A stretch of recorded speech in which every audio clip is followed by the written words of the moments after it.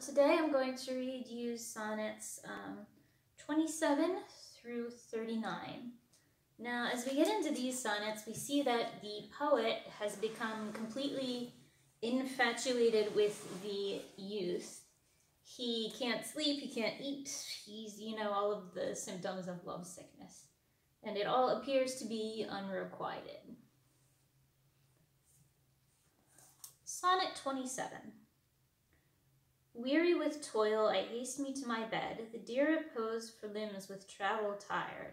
But then begins a journey in my head, to work my mind when body's works expire.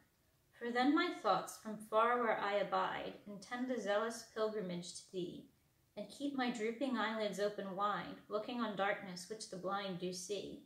Save that my soul's imaginary sight presents thy shadow to my sightless view, which like a jewel hung in ghastly night makes black night beauteous and her old face new. Though thus by day my limbs, by night my mind, for thee and for myself no quiet find.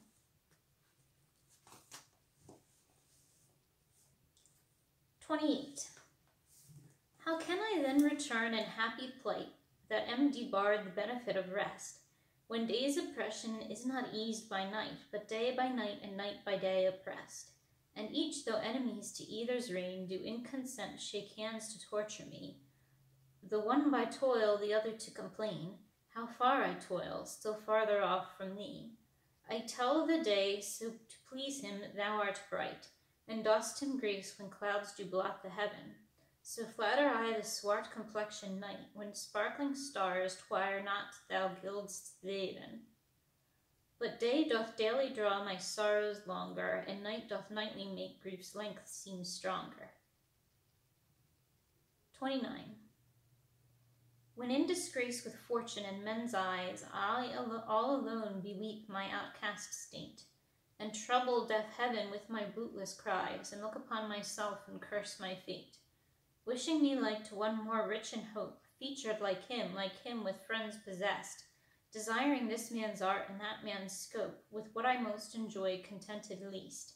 Yet in these thoughts myself almost despising, haply I think on thee, and then my state, like to the lark at break of day arising from sullen earth, sings hymns at heaven's gate. For thy sweet love remembered such wealth brings, that then I scorn to change my state with kings. 30. When to the sessions of sweet silent thought I summon up remembrance of things past, I sigh the lack of many a thing I sought, and with old woes new wail my dear time's waste. Then can I drown an eye unused to flow for precious friends hid in death's stateless night, and weep afresh love's long since cancelled woe, and moan the experience of many a vanished sight. Then can I grieve at grievances forgone, and heavily from woe to woe tell o'er the sad account of fore-bemoaned moan, which I do pay as if not paid before. But if the while I think on thee, dear friend, all losses are restored and sorrows end. 31. Thy bosom is endeared with all hearts, which I by lacking have supposed dead, and there reigns love in all love's loving parts, and all those friends which I thought buried. How many alone a holy and obsequious tear hath dear religious love stolen from mine eye, as interest of the dead which now appear, and but things removed that hidden in thee lie. Thou art the grave where buried love doth live, hung with the trophies of my lovers gone, who all their parts of me to thee did give, that due of many now is thine alone. Their images I loved I view in thee, and thou all they hast all the all of me. 32. If thou survive my well-contented day, when that chill death my bones with dust shall cover, and shalt by fortune once more resurvey these poor rude lines of thy deceased lover, compare them with the bettering of the time, and though they be outstripped by every pen, reserve them for my love, not for their rhyme, exceeded by the height of happier men.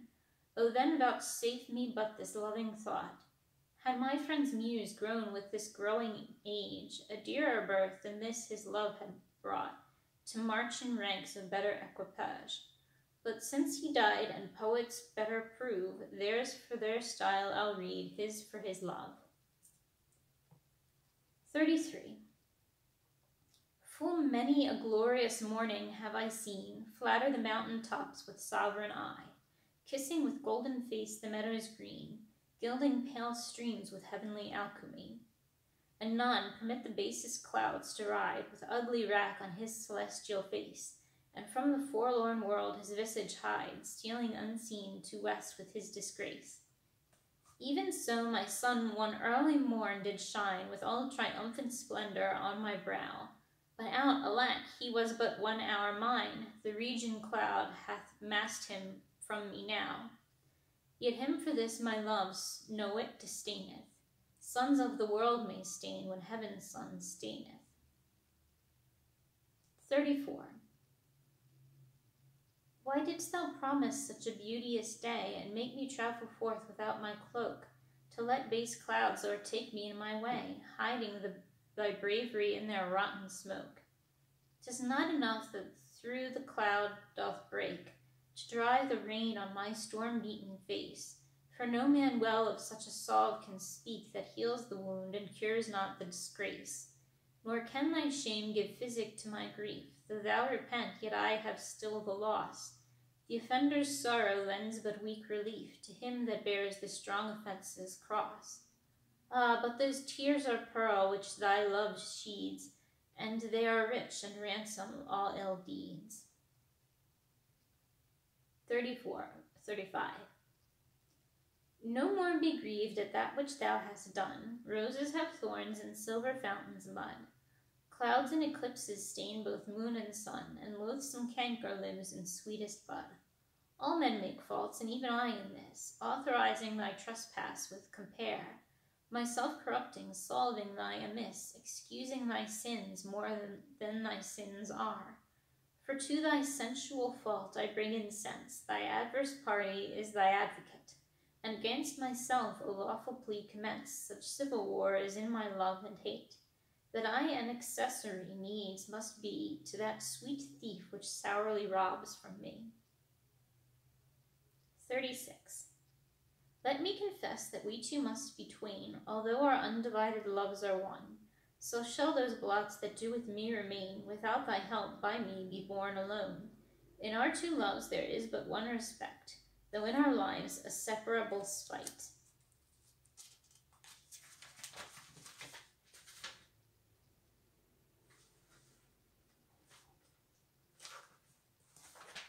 Which though it alter not love's sole effect, yet doth it steal sweet hours from love's delight.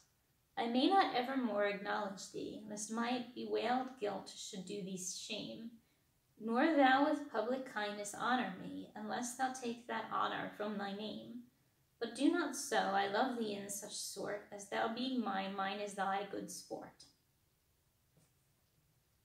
37.